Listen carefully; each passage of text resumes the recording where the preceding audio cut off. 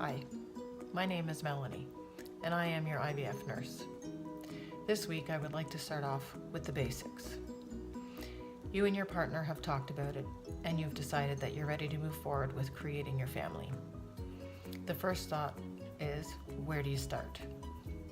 Most heterosexual couples under the age of 35 can begin actively trying on their own for about 6 months to a year. If after a year you're not successful in conceiving on your own, then it is recommended that you seek the expertise of a fertility specialist, also known as a reproductive endocrinologist. If you are over the age of 35, then you should be looking at doing this or starting to try to conceive and giving yourself about a 6-month time frame. If you're not successful after about 6 months, then you should be seeking your healthcare provider to seek out a referral for a fertility clinic. If you are in a same-sex relationship and you're looking at creating your family, there are many available resources within the LGBTQ community which can direct you to a fertility clinic. Also, if you're comfortable enough to speak with your healthcare provider, they can point you in the right direction as well for what services would be available to you. Now, prior to your initial appointment with the fertility clinic, what you'll want to do is some research. So, finding out clinical statistics, mainly the live birth rates, that is important. You also want to do a little bit of research on the doctor who you're going to be seeing, as this is important because if you're waiting a really long time on your initial day, that's going to give you a lot of feedback as to how your future appointments will be. Now, do keep in mind that emergencies do happen. The patient prior to you may have had additional questions that need to be addressed. So the important thing is that you want to feel comfortable with your doctor and not feel rushed out of the appointment.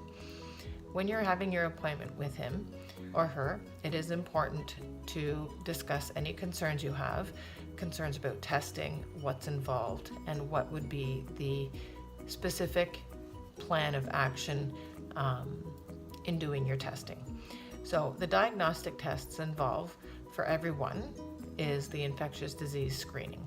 This tests for things such as HIV, hepatitis, syphilis, CMV. They will also do a CBC, which is also known as a complete blood cell count. And then from there, they're looking at if you're immune to rubella, hemoglobin, hematocrit, iron, group and screen, so your blood type, if you're A, O, B, positive or negative.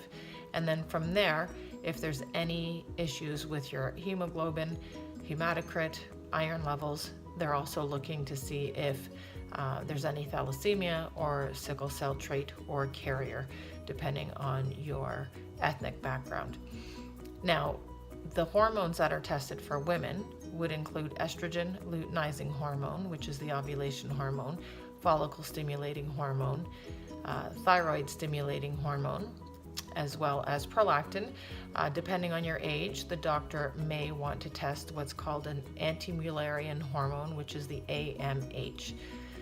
For men, same infectious disease screening, and then it would also include a semen analysis, as well as possibly a DNA fragmentation if there's suspected male factor, so issues with the sperm. Once you've organized to have all these tests done and completed, what will happen is you'll need to schedule a follow-up appointment to review the results with your doctor. Now, once you're at that follow-up appointment, he or she will review the results, indicating if everything appears normal or what the issues may possibly be in terms of the test results, and if there's any additional testing that may be required. Now, some women initially may not want to do extensive testing, things such as a sonohistogram. However, that will check for the patency of the fallopian tubes, as well as if there are any polyps or fibroids noted in the uterus, as well as if there's a septum. Anything that would concern a physician with your ability to conceive. For men, if there's any additional testing, that would be discussed at the follow-up as well. Sometimes there may be additional blood testing or possible testing for cystic fibrosis, chromosomes, those types of things, if there's any concerns regarding that.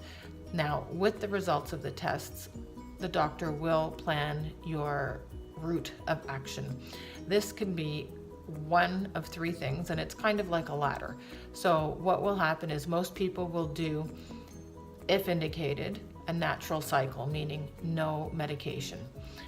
We will have the woman come in and they will begin monitoring. So usually what happens is they report day 1 of their period, full flow is how we refer to it, and then they're advised when to come in. This can vary from clinic to clinic. What they're doing is ultrasound and blood work at different stages in the cycle to monitor your cycle length and how long it takes you to get to ovulation. Now, you may be able to have timed intercourse, and that may be successful for you. Some people will need to do inseminations, and that is generally the same thing, where it will increase the chances of pregnancy by about 8 to 10% per cycle that you're doing. Now, some may be told that it is indicated to do in vitro fertilization. Now, this can be scary to many people because it is a big step, and what happens is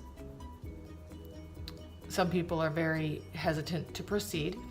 Usually after your follow-up appointment with the physician, you may meet with a nurse just to discuss any questions that you might find overwhelming in the initial appointment that you had with the physician, and to learn about how the clinic functions when you actually do begin monitoring for the next step. So whether it's a natural cycle with timed intercourse, or a medicated cycle with inseminations, or possibly the full-on in vitro fertilization cycle. So this is my topic for this evening. Thank you for listening to me. And next week, as mentioned, we'll be posting another video.